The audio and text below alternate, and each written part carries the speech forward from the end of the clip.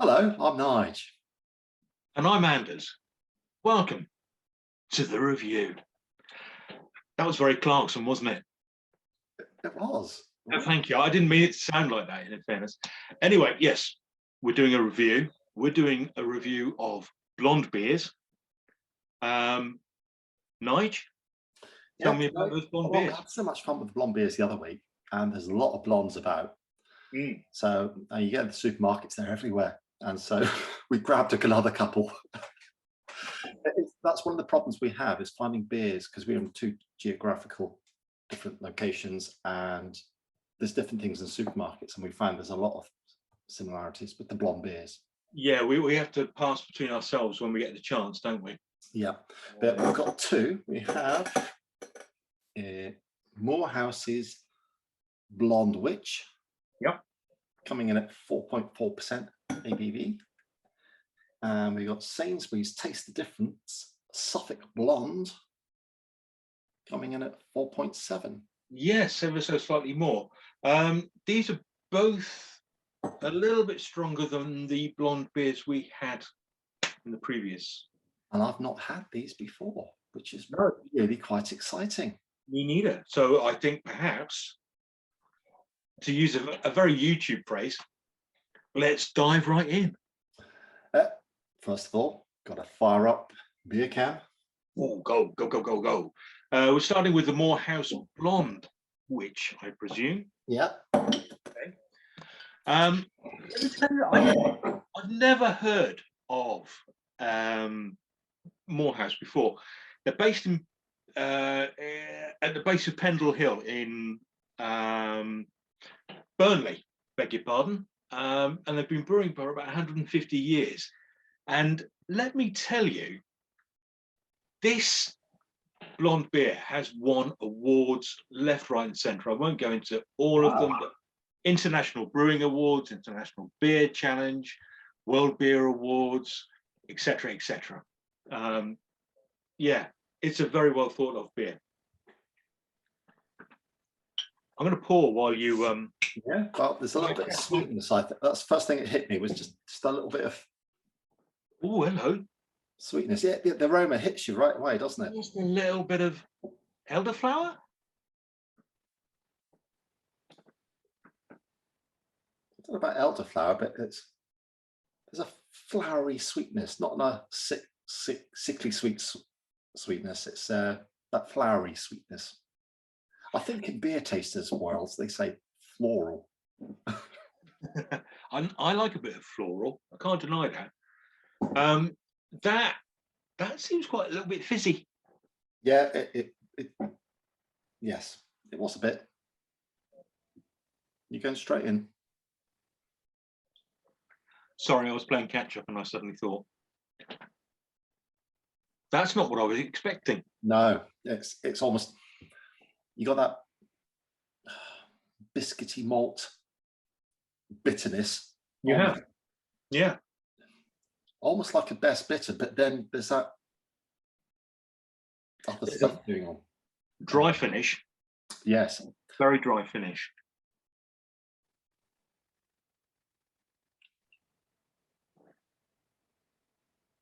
No, actually, it's not that. Yeah, it's a very light biscuity malt. It is. There's a little bit of sweetness there. It just that fades quite quickly. Yeah, and you get a dry, bitter finish. Exactly. Yeah. You took the words right out of my mouth. This is not bad. I quite like this. This is this is a perfect summer's day beer. This is. Yeah. Nice and light, and it's got, the more sips I'm having, the more of that sweetness is hitting in the first. I think by the time it might be a bit sickly sweet by the time I get to the bottom. That happens when you get a lot of lighter beers. You tend to get all the aromas and everything at the first half of the glass, and by the end, that's gone, and you just get. That might well be the case. Yeah, Shall we see? We'll see. Yeah. Well, we've had a little break. And as I suspected, as I've got down this glass, I'm down to about there now, it's got quite syrupy, I think, towards the Right. end. Floral notes are gone. I'm not enjoying it as much. No, you're right. I noticed the sweetness creeping up within the first 3 or 4 sips. It hasn't got any worse for me, but like you say, those floral notes and the other tastes that gave it some width have now gone, and it's just I'll tell you what, the way to do this, you want a blazing hot sunny day, pour yourself a pint, and you neck it in one. Spot I on. think you're probably right. um, it's inoffensive, but it's not great.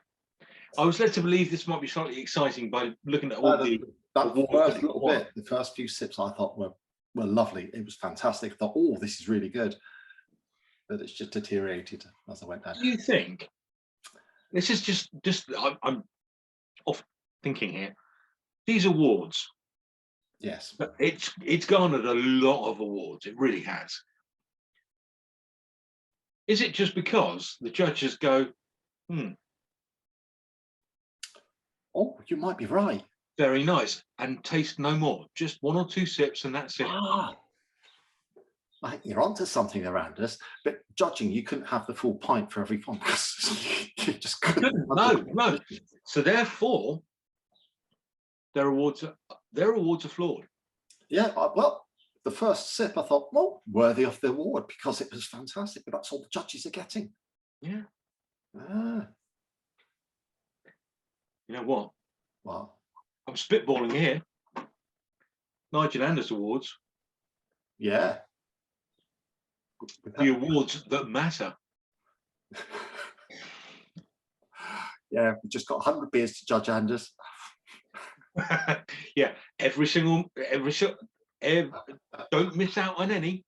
Drink the whole flipping lot. Yeah, I think we'll have to work a structure for that. I was just spitballing, but you know. Well, we could do once we finish our first season of the review. We can do an award. We can make something up of cardboard or sticky back plastic or something and send it to the brewer. And We could Nigel do knows. that, yeah. I always remember when I was younger, we used to get Kit Kats and peel off the paperness, and after rubbing your finger along the top and getting the imprint of that, you used to take the foil off, and you used to make little things out of. Like I used to make a little cup out of the foil. Yeah. Perhaps I could send that to Now someone. we'll have to come up with an award, and we'll I think send so. that to the brewers. Yeah. And it will matter. It will, because we've done extensive research. We've tasted it properly. Yeah, we have. We've been scientific. Yes. Anyway. Yeah. Fire up beer cam again, because we've got another one to go. We've got one other. Yeah, we've got the Suffolk Blonde. Sainsbury's Taste the Difference, brewed by the St. Peter's Brewery. Oh, did they do all Sainsbury's or just this one? I don't recall offhand, but yeah, St. Peter's Brewery in Suffolk, and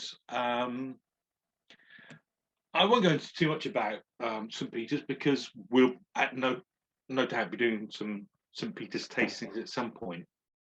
But they're based in St. Peter's, South Elmham in Suffolk. Ain't that interesting? This Right, is now that very, very strange aroma. oh, Not nice, is it? I've got a very specific aroma in my head.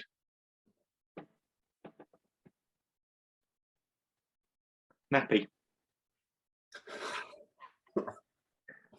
Am I right? It is something quite unpleasant. You might be on the Yeah. right track. Oh, that really is not very nice.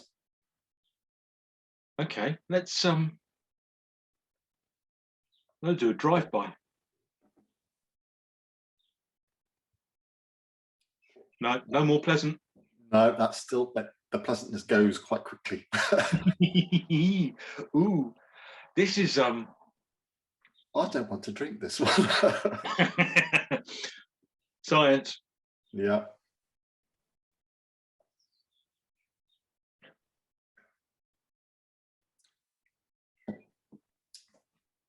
That's not very nice. I don't like that. That's There's a lot going on there. it reminds me of a wheat beer. Do you know what? Yeah. It's got wheat, and that's why I don't like it, because I don't really like wheat beers. No, you are right. It's a wheat beer, isn't it? Let's. Oh yeah, I've just read the notes. A traditional ale brewed with Hallertau hops and a proportion of East Anglian wheat to give delicious yeasty flavors typical of German wheat beers. Well, if I'd known that, we wouldn't have got one. Oh, sorry, that's my fault. I saw it. It looked interesting. I thought blonde. I didn't. Yeah, You know. you went for the bottle. Yeah, Yeah. nice, You know. groovy picture. Yeah, Okay. Right. Let's stop. Let's review this yes, methodically. Right. yes, It tastes funny, like a nappy. yeah. That's because it's a wheat beer. Okay. Now, when it goes in the mouth, matron, there is a hint.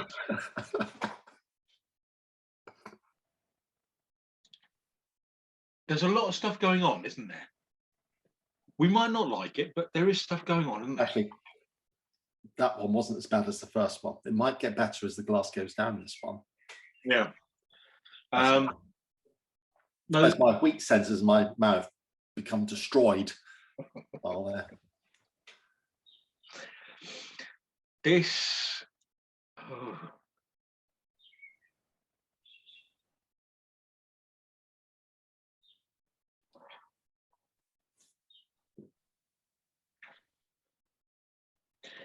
Right at the end, there's a real taste of.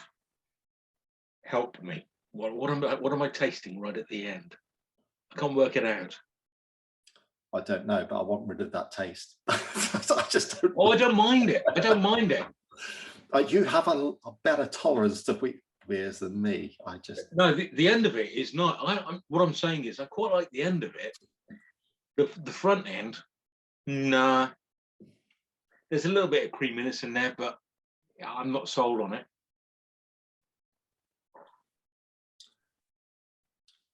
No, there is some positives in there. There is. I can't put my finger on it yet because it's getting attacked by lots of the taste from the bits I don't like. But Yeah. It's quite a nice, smooth sweetness in the whole thing. Quite mellow, quite fruity, but it's just got that harsh weakness on attacking. Yeah, there is. What we're going to do, right. There's a lot going on, and wheat is destroying our minds. So we're going to take a break, compose ourselves. That's what we're going to do. We're going to compose ourselves, and we'll come back to you with a rational review. Well, there we go. We've had some time with it.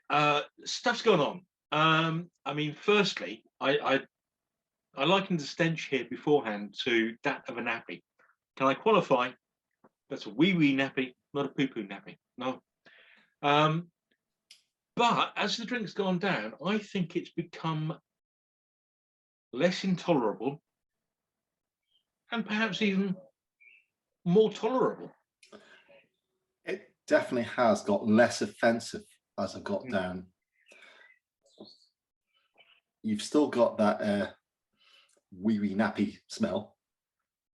Yeah. Even right at the end. But I personally, I would get that again. But it is almost drinkable at the end, mainly because I'm just getting used to the. Yeah. And we also had quite an angry discussion, didn't we, in our little break here? Yes. We can't go into those details as to what they are, but let's face it. But Andy started talking politics and I got angry and I took a drink and I thought, oh, a way to drink this is to get angry because it goes down a lot easier because Mm, mm. Do you know what? Right towards the end, I'm really quite enjoying it. weirdo. Yeah. I'll be pleased when I get rid of this one. Oh, no. I drank it there and I thought it's not too bad. And then I got that right at the back end, that wheat. And oh. Now, you see, what's happened is wheat tasty. It's moved on the taste, hasn't it? Yeah. The wheat was right at the front. And now it's right at the back. It's right at the back. It's quite weird, isn't it? It lured me into a false sense of security. I thought, oh, it's not too bad. Yeah, it's not too bad. Then it hit me. It's in effect moved along the bus. Yes. I don't quite understand why. It's strange. Yeah. Anyway, look, thanks for watching this and everything. I hope it's been useful. If I were to pick a winner, the Moorhouse, but in fairness, if I had to pick one, the Moorhouse, I'd definitely pick, but I wouldn't actually buy either of these ones ever again. So, like, subscribe, comment. In the meantime, see ya. Bye.